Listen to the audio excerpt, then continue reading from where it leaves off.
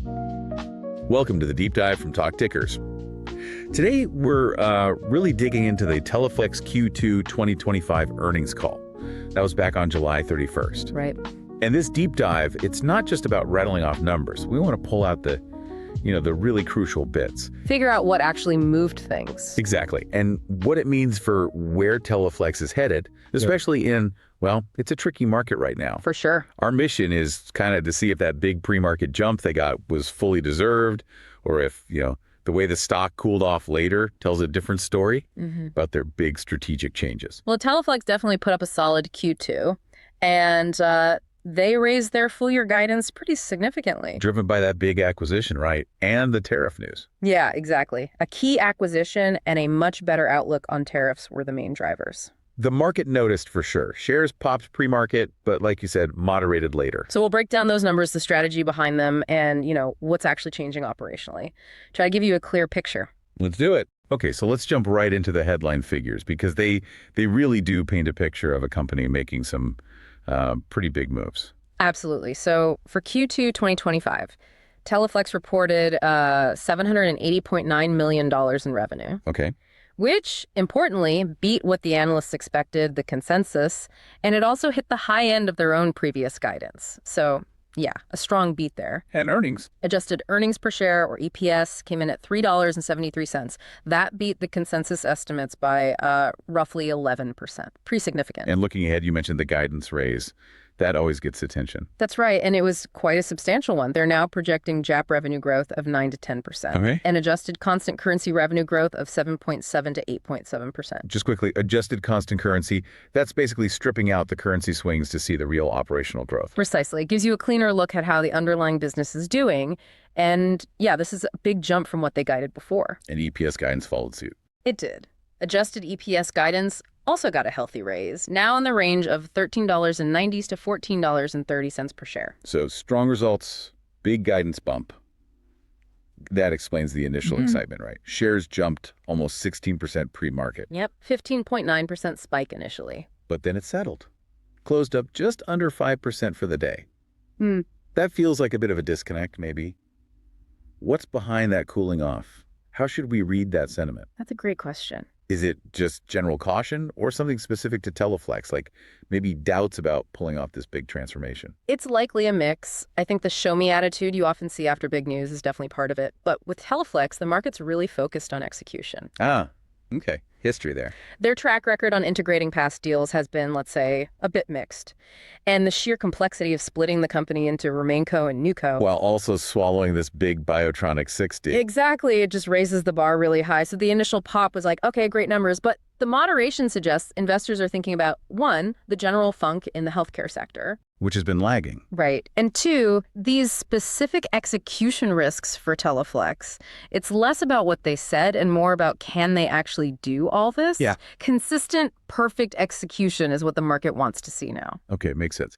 So let's unpack those drivers then. Strong numbers, but what's really pushing them? You mentioned the acquisition as kind of the elephant in the room. It really is the main catalyst here. Teleflex closed the deal to buy most of BIOTRONIK's vascular intervention, or sixth business right at the end of Q2, June 30th. And the sixth, that's boosting their presence where exactly? It immediately expands their footprint in the cath-lab. That's where hospitals do critical heart and vessel procedures. And crucially, it gives them a big presence in peripheral interventions. Which is treating blockages outside the heart, legs, arms, that kind of thing. Exactly. Arteries and veins in the limbs, neck, abdomen. And that's a really fast-growing market segment, so it positions them well. That sounds like a deliberate pivot, doesn't it? Moving towards faster growth areas, maybe? Oh, absolutely. You can see management actively shifting the portfolio. So what does this BIOTRONIK deal mean financially for the rest of this year, 2025? Okay, so the acquired products, they're expected to bring in about $204 million in revenue just in the second half of 2025. Okay. That breaks down to around $99 million in Q3 and $105 million in Q4. Looking further out, management thinks this business can grow 6% or better annually on a constant currency basis starting in 2026. And the impact on earnings per share. Right. So here's a key point.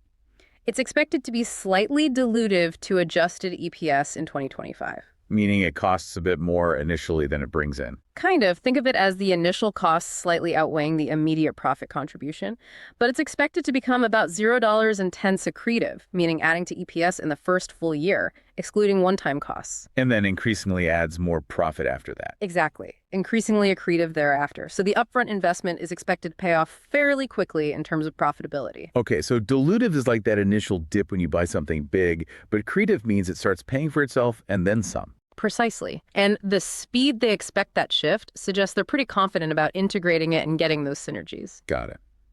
Now, beyond the acquisition, what about the core business health? How did margins look? Right, good question. Adjusted gross margin for Q2 was 59.7%. That was actually down a bit year over year. Why was that? Mostly the usual suspects: ongoing cost inflation for labor and materials, higher shipping costs, and also what they called an unfavorable product mix. Meaning they sold more lower margin stuff relative to higher margin stuff. Yeah, that's generally what it implies. It can happen when you're integrating new lines or demand shifts around. But here's the interesting part. The adjusted operating margin actually went up slightly by 20 basis points year over year, hitting 26.9%. 20 basis points, that's 0.2%. How did they manage that if gross margin was down? Better than expected, actually. They managed to offset that pressure on gross margin by being really careful with operating expenses, good cost control, and they also got a bit of a boost from favorable foreign exchange rates. So tight ship management, controlling what they could control. Exactly. Shows discipline despite those external cost pressures. And speaking of external factors, the tariff situation improved quite a bit, you mentioned. That must have helped the outlook. Oh, massively. Management slashed the estimated hit from tariffs for 2025 down to about $29 million, or 7.55 per share. Down from what? Down from a previous estimate of $55 million, or 1.15 cents per share. So, yeah, they basically cut the expected impact almost in half. Wow. What changed? Primarily changes in the actual tariff rates, especially related to China. Plus, they're starting to see benefits from their own efforts to reduce the impact, like making more products that qualify under the USMCA trade deal. The US-Mexico-Canada agreement. Right. And they also plan to raise prices for customers as contracts come up for renewal, which should help offset tariffs even more heading into 2026. It's a pretty significant structural tailwind compared to maybe some other companies. Definitely take some pressure off. Now, the other huge strategic piece is this separation plan, splitting into RemainCo and NewCo. Can you just quickly remind us what those are and what the goal is? Sure. So Teleflex is working on splitting into two separate publicly traded companies. The idea is to unlock more value from each part. Okay. RemainCo is planned to be the higher growth, higher margin part. Think interventional, surgical, including that new BIOTRONIK 6 business. The faster growing stuff. Exactly. And NewCo would hold more of the legacy product lines, things like anesthesia, respiratory, still make money, generate cash, but generally lower growth. And are they spinning NewCo off or selling it? They're looking at both options side by side. A spinoff could happen around mid-2026, but management said they've gotten a lot of interest from potential buyers for NewCo. Oh, interesting. Yeah, they've apparently had quite a few preliminary meetings. If they do sell it, the plan is to use the cash to pay down debt and maybe return some capital to shareholders. Which would strengthen RemainCo's balance sheet. Exactly. De-risk it and give it more flexibility. It's a very ambitious plan to try and unlock that value. Okay, let's drill down into a few specific business areas. Interventional looked really strong this quarter. What's driving that? Yeah, interventional revenue jumped 19.3% year over year, adjusted for currency. Really strong. Wow. Led by double-digit growth in their intra-aortic balloon pumps, also uncontrolled devices, complex catheters, basically benefiting from strong demand for those advanced cardiovascular and peripheral procedures we talked about. And is that sustainable? Management thinks so. They expect the segment to keep growing high single to low double digits for the full year. So yeah, strong underlying demand there. Impressive. Now let's talk urology, specifically UroLift. That's had some struggles, hasn't it? It has. Interventional urology revenue overall was down 8.3% year over year. And yeah, that was mostly continued pressure on UroLift. UroLift treats BPH and large prostate, right? Correct. It's faced some headwinds, but the decline was partly offset because their Baragal product saw strong double-digit growth. That's used in prostate cancer radiation therapy. Okay, so a mixed bag there. But wasn't there some potentially good news on the reimbursement front? Yes, exactly. This could be a big deal. CMS, the Centers for Medicare and Medicaid Services, put out a proposed rule for 2026. Okay. And if it goes through as proposed, it looks very positive for reimbursement. It includes about a 10% payment increase, an uplift for UroLift when it's done in a doctor's office setting. And for Baragel. A huge 40% uplift for Baragel, also in the office setting. Wow. Why a big focus on the office? It reflects this broader push to shift procedures out of expensive hospitals and into lower cost settings like doctors' offices. It's better for the system, often more convenient for patients. So this could really help UroLift get back to growth in 2026 by making it more attractive financially for doctors to do it in their offices. That's the hope. Obviously, we need to see the final rule, but yes, it could be a significant catalyst to help UroLift recover, assuming the underlying market dynamics cooperate too. Something to definitely watch. Okay, switching to surgical. The Titan SGS stapler has been a focus, especially with all the talk about GLP-1 drugs impacting weight loss surgery. Right, you hit the nail on the head there. The overall surgical business revenue was up just slightly, 1.4%. Modest. But within that, the Titan SGS stapler used in gastric sleeve surgery is still growing double digits and taking market share. Even though the overall number of bariatric surgeries is down because of these new weight loss drugs. Exactly, which is pretty impressive, frankly. It speaks to the product itself. There's clinical data showing Titan SGS leads to less GERD, shorter hospital stays for patients. So differentiation matters. It really reinforces its value, even in a market facing significant headwinds like the GLP-1 impact. Gaining share in a shrinking pie is tough, so that's a positive sign for that specific product. Okay. And any quick insights on how different regions performed? Sure. The Americas saw modest revenue growth, up about 2%. EMEA, that's Europe, Middle East, Africa, actually decreased 2.1% on that adjusted constant currency basis. Any reason for the dip in EMEA? A little softer than they expected, yeah. Mainly due to a tough comparison to last year when they had some large military orders for anesthesia products. Those can be kind of lumpy year to year. Makes sense. And Asia? Asia revenue was up 1.2%. And importantly, they saw sequential improvement in China from Q1 to Q2. China recovery starting. Looks like it. They expect that improvement in China to continue through the rest of 2025, which is encouraging for their international picture. Okay, so pulling it all together. When we zoom out and look at the wider healthcare sector, what's the big picture takeaway here for Teleflex? Are they just treading water or really making moves? I think their Q2 results and that big guidance raise really do reset the trajectory for 2025. The company is basically telling a story of self-help plus portfolio upgrade. Like fixing the foundation while also adding a fancy new extension. That's a great way to put it. They're not just tweaking things. They're undertaking major renovations with the BIOTRONIK deal and the whole RemainCo and NewCo split. It's a huge undertaking. And if they pull it off? If they execute well, it offers potential upside relative to the rest of the sector.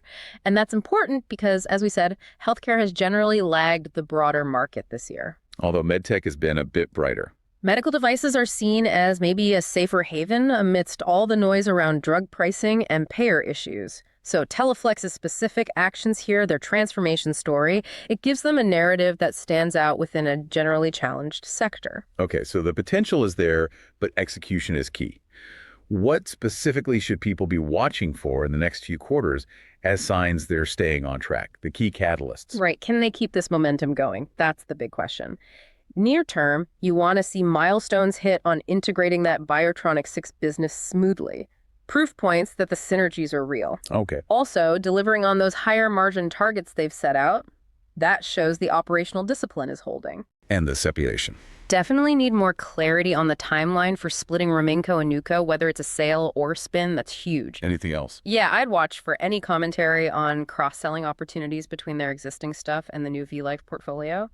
Any signs of stabilization or improvement in UroLift trends. And finally, how management uses the cash they generate paying down debt versus buying back stock. Those moves tell you a lot about their confidence and priorities.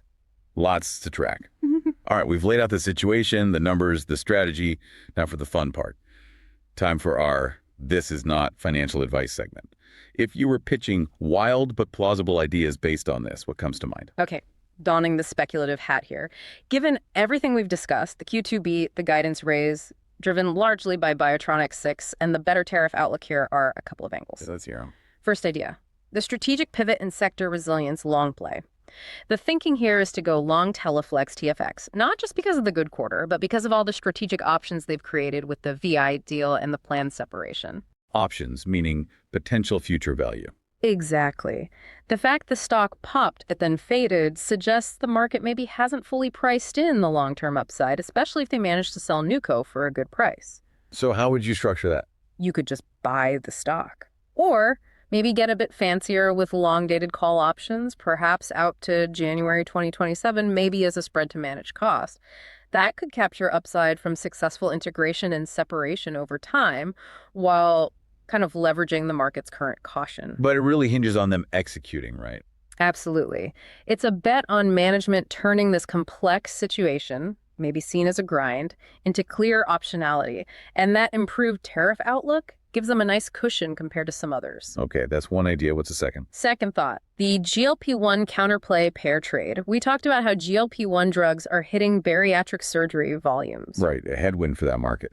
So consider a pair trade. Go long Teleflex, betting on their diversified portfolio and the fact their Titan SGS stapler is still gaining share despite the shrinking market because it's clinically different. And the other side of the pair. Simultaneously, go short a company that's much more purely focused on bariatric devices, especially one that maybe lacks Teleflex's diversification or a similarly differentiated product like the Titan. So, betting on the strong survivor within a challenge segment against a weaker player. Exactly. It's a bet on Teleflex navigating the storm better through innovation and having other businesses to lean on, while the more exposed players struggle more. It isolates that micro story of market share capture within a tough macro trend. Interesting angles. Okay, let's bring it home.